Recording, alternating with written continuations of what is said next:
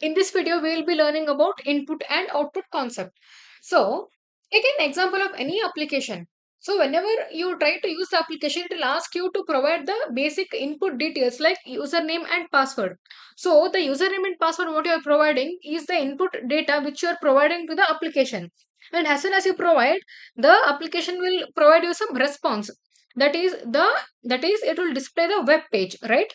And the displayed web page is nothing but the output, and this can be achieved via scanner package in Java, right? So whatever input you are providing, it is taken into the system and system will provide you some output, right? So Java uses scanner package where we have to import the package in the program, and then we can take the input from the user. Clear? Here you see the scanner, you see the scanner object. Scanner sc equal to new scanner system.in. Like if you remember, in the earlier classes, I have explained you how object is created, right? So this is the way how scanner object has been created, and I also will explain you how to import scanner in the program, scanner package in the program. Clear? And here we are making use of next int. Next int mainly will take the input of a whole number. Clear? Whole number from the user, and is and how to display it using the println statement. Whatever the println statement you use, right? System.out.println, using that we can display the output. And along with next int, we also have some other input packages like next byte, next float, and all these. So these will take their featured values. Clear? Next int will take the whole number. Similarly, next double will take the decimal number, whereas float will take the less precise decimal number. Double will provide you the entire decimal number, whereas float will provide you the less precise number. Clear? And also you can make use of a boolean which will handle true and false, and taking a input of any string can be done using next method in scanner, right?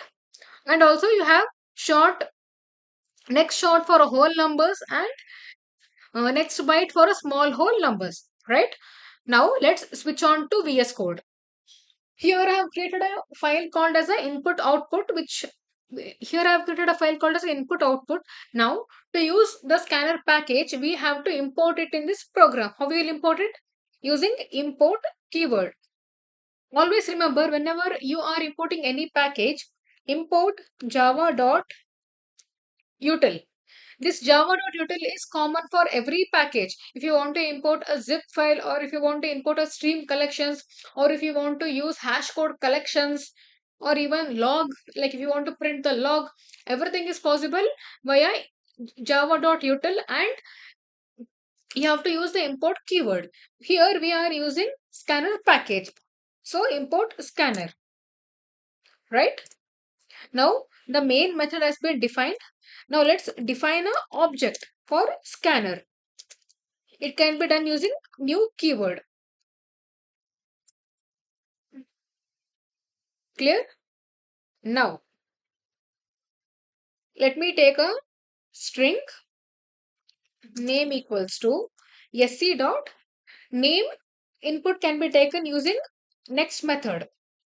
Similarly, age input can be taken using next int method, and marks can be taken using next double, and yes, place can be taken using next boolean. Now let us try to print this.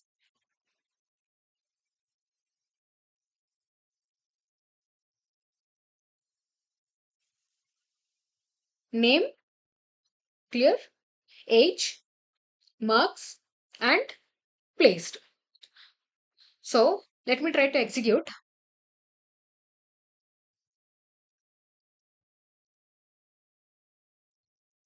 Let me clear the input.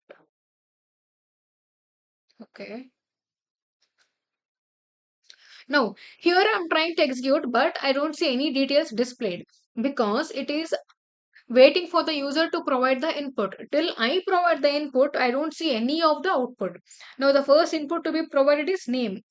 So let me provide name as Rahul.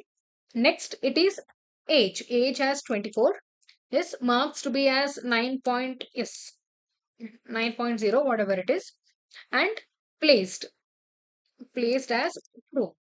Now you see all the details have been got up here.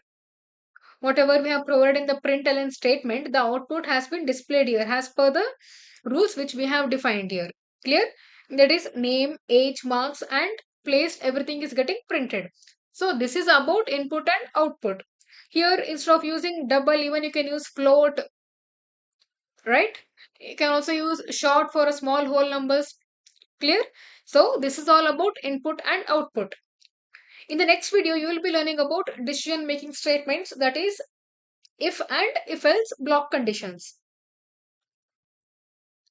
Thank you.